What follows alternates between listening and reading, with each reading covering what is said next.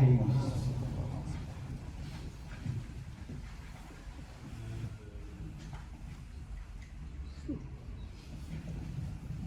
All praise be to Allah subhanahu wa ta'ala. We praise Him, we thank Him. Indeed, we praise Him all the time, as much as He deserves. And I bear witness that there is no God worthy of worship but Allah subhanahu wa ta'ala, without any partners or associates. We send our greetings and blessings and salutations upon His Prophet and Messenger Muhammad sallallahu alaihi wasallam, who was sent as a sign for the hour, His family, His companions, and those that followed in His footsteps. Allah subhanahu wa ta'ala commanded us to fear Him. Today's topic is satisfaction, which is a rida. It was reported in the book of Tirmidhi from the Prophet ﷺ when Abu Hurairah, may Allah be pleased with him, narrates that he said, fear the boundaries, you will be the best worshipper. And be satisfied with what Allah has given you, you will be the richest man. Be kind to your neighbor, you will be a believer. Love for others what you love for yourself. You will be a Muslim. And do not laugh too much. Indeed, laughing kills the heart. Ar-rida is an action of the heart, which is satisfaction. Satisfaction was mentioned in the Quran 73 times. 23 times past tense, 23 times present verb, 20 times source, 4 times active, and objective noun 2 times, in exaggerated form 1 time. The linguistic meaning is it's against indignant, which is a sakhat. The definition terminology meaning for satisfaction is the heart must assure or choosing to choose his Lord. And the heart is happy at what Allah has decreed and given him, and accepting or receiving judgment with joy. And also not to be arrogant or unhappy when you adhere to the commands or any rulings that you receive. To be satisfied is not to give up. Giving up is when you submit or lose without doing or putting any effort to reach your goal.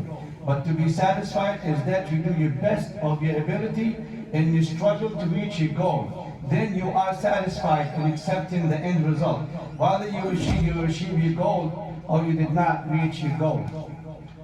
And for example, if you are afflicted with illness and you are sick and it's a long terminal illness, but you do your best in whatever you have for many years, but you're still sick with that illness, then you are finally happy in accepting this illness with satisfaction and you submit to it. Satisfaction was described that it's one of Allah's greatest gifts. It is the paradise on earth. Also, it is the guiding light for the worshippers. If you are from those who are satisfied, you reach the highest levels of satisfaction. To be satisfied is that you accept Allah's judgment in prosperity and adversity, and be certain that what Allah has decreed is good all the time. Then Allah subhanahu wa ta'ala will make you live happy. And being rich or being poor has no comparison to you or any effect on you. And the Prophet ﷺ said that Allah will divide your characters just like He divided your sustenance, your rizq. Also Allah will provide wealth to those He likes and those He does not like. But only Allah gives faith to those whom He loves. Difference between like and love. Know for sure that your provision or your livelihood, your risk is guaranteed. No one will die until they receive their provision in their full age. And be satisfied with what you have. And know that there are many who do not have what you have. So learn from those who you see struggling to get to what you have. And do not be arrogant. Allah subhanahu wa ta'ala might test you and deprive you of what you have right now. Then you realize the blessings that you have, then you regret it. If you compare yourself to many around you, you only then understand the many bounties and blessings that you have. And for some examples and some numbers that the Sheikh gave, he said that if you were poor, there is over 1 billion people live below poverty level, $1 a day. More than 1 billion others who only live on a daily basis of food for that day. They only have the food for 1 day. 30,000 babies die daily from malnutrition and hunger. Their parents cannot afford for them. Another 1 billion people around the globe, third world countries, do not have access to sufficient amount of drinking water, the water you can drink. And know that if you are sick or ill, over 350 million people have diabetes, over 500 million suffer from liver failure, over 25 million people have Alzheimer's disease, And then if you have a house that is normally furnished with normal furniture, understand that there is a quarter of the world population who do not have electricity. They sleep in the dark. And millions who do not have indoor plumbing. And they do their cleaning things outdoors. And many, many other people who are homeless. They don't even have houses. The Prophet ﷺ said, he tastes faith who accept Allah as their Lord, and Islam is his religion, and the Prophet ﷺ is his prophet. He also said, if you wake up healthy in a safe home, and you have enough food for that day, it is as if you have owned the world. Finally, our best prime example of satisfaction, and there is many, is the Prophet ﷺ. He is our number one role model. He was tested and was patient, and his life story was full of tests, and he was patient. And he was happy and satisfied with what Allah has given him. This way he would be a role model for us and the rest of humanity. And the Prophet's lives also was an example for us to have so many tests, and they were satisfied.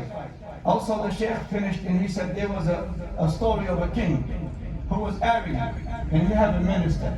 And this minister always advised him and tell him, maybe there is a good thing coming out of this.